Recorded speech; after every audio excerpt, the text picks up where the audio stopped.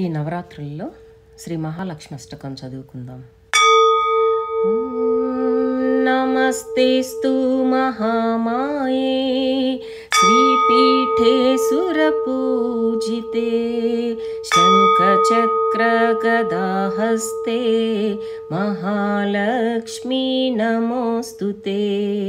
నమస్తే గరుడారూఢే డోలాసురభయంకరీ సర్వపాపహరే దేవి మహాలక్ష్మీ నమోస్తుతే. సర్వజ్ఞే సర్వవరదే సర్వదుష్టభయంకరీ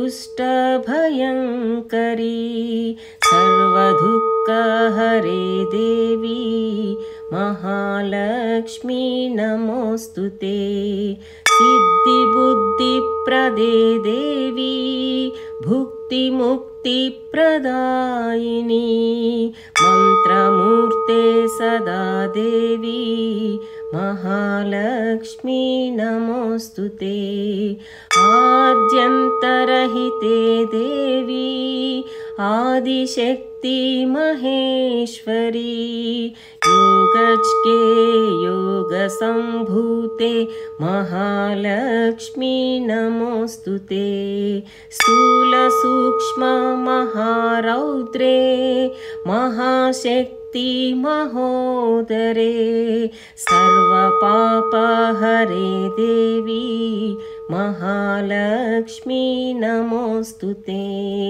పద్మాసన స్థితే దేవి పరబ్రహ్మస్వరూపిణి పరమేశీ జగన్మాతః మహాలక్ష్మీ నమోస్తుతే. శ్వేతాంబరధరే దేవి నానాలంకారభూషితే జగత్స్థితే జగన్మాతః మహాలక్ష్మీ నమోస్తుతే. నమస్తేస్తు మహామాయే శ్రీపీఠే సురపూజితే శంఖచక్ర గదాహస్తే మహాలక్ష్మీ నమోస్తుతే. నమస్తే గరుడారూఢే డోలాసురభయంకరీ సర్వపాపహరే దేవి మహాలక్ష్మీ నమోస్తుతే. సర్వజ్ఞే సర్వవరదే సర్వదుష్టభయంకరీ సర్వదుఃఖహరే దేవి మహాలక్ష్మీ నమోస్తుతే. సిద్ధిబుద్ధిప్రదే దేవి భుక్తిముక్తిప్రదాయిని మంత్రమూర్తే సదా దేవి మహాలక్ష్మీ నమోస్తుతే. ఆద్యంతరహితే దేవి ఆదిశక్తి మహేశ్వరీ యోగజ్ఞే యోగ సంభూతే మహాలక్ష్మీ నమోస్తుతే. స్థూల సూక్ష్మ మహారౌద్రే మహాశక్తి మహోదరే సర్వపాపహరే దేవి మహాలక్ష్మీ నమోస్తుతే. పద్మాసన స్థితే దేవి పరబ్రహ్మస్వరూపిణి పరమేశీ జగన్మాతః మహాలక్ష్మీ నమోస్తుతే. శ్వేతాంబరధరే దేవి నానాలంకారభూషితే జగత్స్థితే జగన్మాతః మహాలక్ష్మీ నమోస్తుతే. నమస్తేస్తు మహామాయే श्रीपीठे सुरपूजिते शङ्खचक्रगदाहस्ते महालक्ष्मी नमोऽस्तुते। नमस्ते गरुडारूढे डोलासुरभयङ्करी सर्वपापहरे देवी महालक्ष्मी नमोऽस्तुते। सर्वज्ञे सर्ववरदे सर्वदुष्टभयङ्करी सर्वदुःखहरे देवी महालक्ष्मी नमोऽस्तुते। सिद्धिबुद्धिप्रदे देवी भुक्तिमुक्तिप्रदायिनी मन्त्रमूर्ते सदा देवी महालक्ष्मी नमोऽस्तुते। आद्यन्तरहिते देवी आदिशक्ति महेश्वरी योगज्ञे योगसम्भूते महालक्ष्मी नमोऽस्तुते। स्थूलसूक्ष्म महारौद्रे महाशक्ति महोदरे सर्वपापहरे देवी महालक्ष्मी नमोऽस्तुते। पद्मासन स्थिते देवी परब्रह्मस्वरूपिणी परमेशी जगन्मातः महालक्ष्मी नमोऽस्तुते। श्वेताम्बरधरे देवी नानालङ्कारभूषिते जगत्स्थिते जगन्मातः महालक्ष्मी नमोऽस्तुते। नमस्तेस्तु महामाये श्रीपीठे सुरपूजिते शङ्खचक्रगदाहस्ते महालक्ष्मी नमोऽस्तुते। नमस्ते गरुडारूढे डोलासुरभयङ्करी सर्वपापहरे देवी महालक्ष्मी नमोऽस्तुते। सर्वज्ञे सर्ववरदे सर्वदुष्टभयङ्करी सर्वदुःखहरे देवी महालक्ष्मी नमोऽस्तुते। सिद्धिबुद्धिप्रदे देवी भुक्तिमुक्तिप्रदायिनी मन्त्रमूर्ते सदा देवी महालक्ष्मी नमोऽस्तुते। आद्यन्तरहिते देवी आदिशक्ति महेश्वरी योगज्ञे योगसम्भूते महालक्ष्मी नमोऽस्तुते। स्थूलसूक्ष्म महारौद्रे महाशक्ति महोदरे सर्वपापहरे देवी महालक्ष्मी नमोऽस्तुते। पद्मासन स्थिते देवी परब्रह्मस्वरूपिणी परमेशी जगन्मातः महालक्ष्मी नमोऽस्तुते। श्वेताम्बरधरे देवी नानालङ्कारभूषिते जगत्स्थिते जगन्मातः महालक्ष्मी नमोऽस्तुते। नमस्तेस्तु महामाये श्रीपीठे सुरपूजिते शङ्खचक्रगदाहस्ते महालक्ष्मी नमोऽस्तुते। नमस्ते गरुडारूढे डोलासुरभयङ्करी सर्वपापहरे देवी महालक्ष्मी नमोऽस्तुते सर्वज्ञे सर्ववरदे सर्वदुष्टभयङ्करी सर्वदुःखहरे देवी महालक्ष्मी नमोऽस्तुते सिद्धिबुद्धिप्रदे देवी भुक्तिमुक्तिप्रदायिनी मन्त्रमूर्ते सदा देवी महालक्ष्मी नमोऽस्तुते आद्यन्तरहिते देवी आदिशक्ति महेश्वरी योगज्ञे योगसम्भूते महालक्ष्मी नमोऽस्तुते स्थूलसूक्ष्म महारौद्रे महाशक्ति महोदरे सर्वपापहरे देवी महालक्ष्मी नमोऽस्तुते पद्मासन स्थिते देवी परब्रह्मस्वरूपिणी परमेशी जगन्मातः महालक्ष्मी नमोऽस्तुते श्वेताम्बरधरे देवी नानालङ्कारभूषिते जगत्स्थिते जगन्मातः महालक्ष्मी नमोऽस्तुते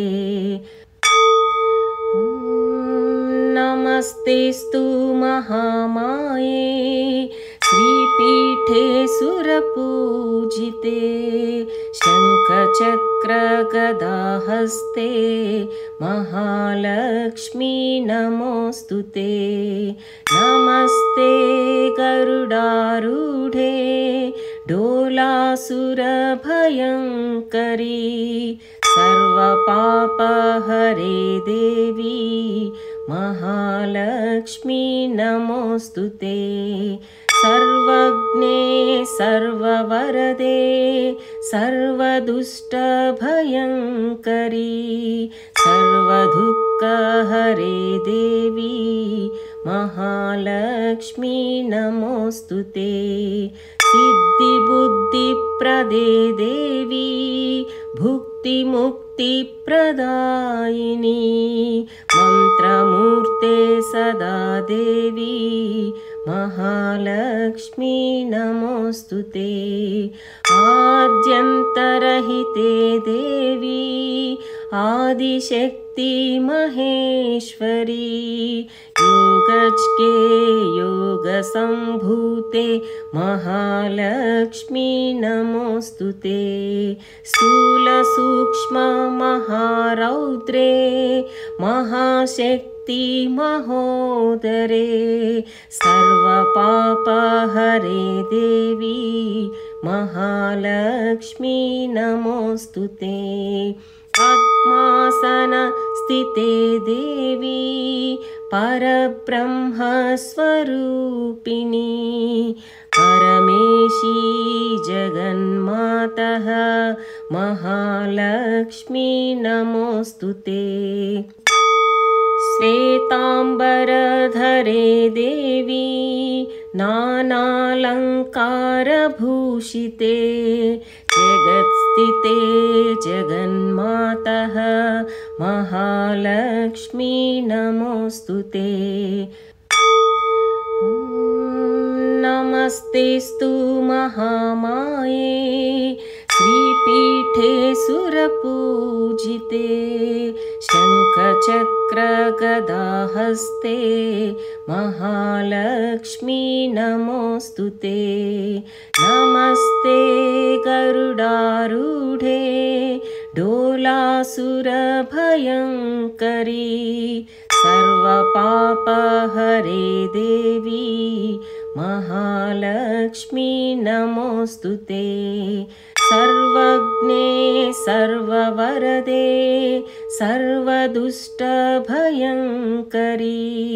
सर्वदुःखहरे देवी महालक्ष्मी नमोऽस्तुते सिद्धिबुद्धिप्रदे देवी भुक्तिमुक्तिप्रदायिनी मन्त्रमूर्ते सदा देवी महालक्ष्मी नमोऽस्तुते आद्यन्तरहिते देवी आदिशक्ति महेश्वरी योगज्ञे योगसम्भूते महालक्ष्मी नमोऽस्तुते स्थूलसूक्ष्म महारौद्रे महाशक्ति महोदरे सर्वपापहरे देवी महालक्ष्मी नमोऽस्तुते पद्मासन स्थिते देवी परब्रह्मस्वरूपिणी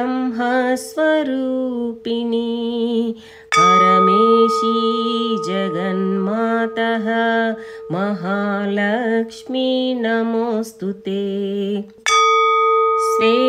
श्वेताम्बरधरे देवी नानालङ्कारभूषिते जगत्स्थिते जगन्मातः महालक्ष्मी नमोऽस्तुते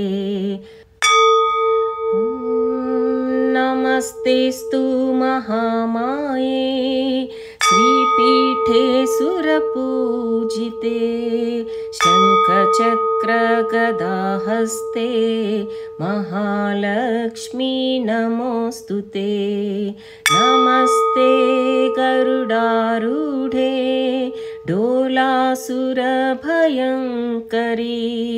सर्वपापहरे देवी महालक्ष्मी नमोऽस्तुते सर्वज्ञे सर्ववरदे सर्वदुष्टभयङ्करी सर्वदुःखहरे देवी महालक्ष्मी नमोऽस्तुते सिद्धिबुद्धिप्रदे देवी भुक्तिमुक्तिप्रदायिनी मन्त्रमूर्ते सदा देवी महालक्ष्मी नमोऽस्तुते आद्यन्तरहिते देवी आदिशक्ति महेश्वरी योगज्ञे योगसम्भूते महालक्ष्मी नमोऽस्तुते स्थूलसूक्ष्म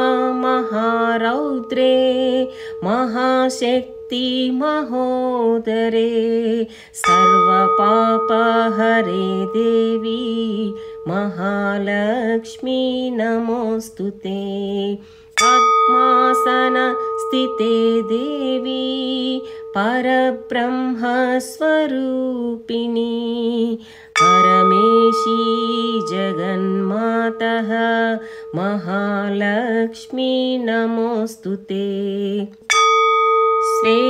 श्वेताम्बरधरे देवी नानालङ्कारभूषिते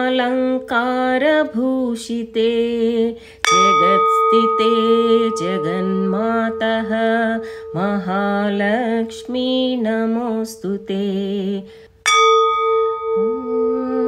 नमस्तेस्तु महामाये श्रीपीठे सुरपूजिते शङ्खचक्रगदाहस्ते महालक्ष्मी नमोऽस्तुते नमस्ते गरुडारूढे डोलासुरभयङ्करी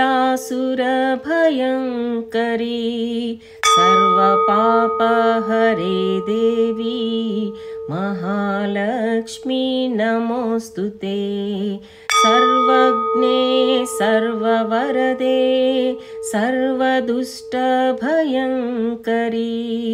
सर्वदुःखहरे देवी महालक्ष्मी नमोऽस्तुते सिद्धिबुद्धिप्रदे देवी भुक्तिमुक्तिप्रदायिनी मन्त्रमूर्ते सदा देवी महालक्ष्मी नमोऽस्तुते।